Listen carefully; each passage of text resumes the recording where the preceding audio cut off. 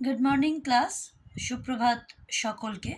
আজ আমরা যে বিষয়টি নিয়ে আলোচনা করব সেটি হলো পূর্বদিনে আমরা যেটা পড়েছিলাম যে গল্পটি কমলাকান্ত, সেই কমলাকান্ত গল্পের অর্থ এবং বিপরীত শব্দ সম্পর্কে আমরা আলোচনা করব। কমলাকান্ত গল্পের 5 নম্বরে তোমাদের আছে অর্থ লেখা। সেই অর্থের দেখো প্রথম অর্থটিই আছে সংবাদ। আমি পড়ানোর সময়ও বলেছিলাম সংবাদ, সংবাদ শব্দের অর্থ হলো খবর। তারপর আছে ফৌজদারি। ফৌজদারি হলো এক ধরনের মামলা, সেই মামলার মধ্যে কি পড়ে? খুন, জখম, চুরি ইত্যাদির মামলা। এরপর আসছি পরের শব্দ অকস্মাৎ। অকস্মাৎ মানে হঠাৎ করে, আকস্মিক কিছু ঘটা, অর্থাৎ হঠাৎ করে কিছু ঘটা। পরের শব্দ জামিন। জামিন মানে অন্য ব্যক্তির দায়িত্ব নেওয়া, যেটা এই গল্পে লেখক বা কথক নিতে চাননি। কমলাকান্তের জামিন হওয়ার দায়িত্ব নিতে চাননি, তাই জামিন মানে অন্য ব্যক্তির দায়িত্ব নেওয়া।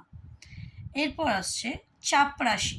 চাপরাশি মানে আরদালি, মানে চাকর পেয়াদা টাইপ, যারা হুকুম তামিল করে। এরপর হচ্ছে প্রত্যক্ষ। প্রত্যক্ষ মানে সরাসরি, সরাসরি। আচ্ছা, এরপর আমরা চলে যাচ্ছি বিপরীত শব্দে। প্রথম বিপরীত শব্দ কি? অনেক দিন। অনেক দিনের বিপরীত শব্দ অল্প দিন।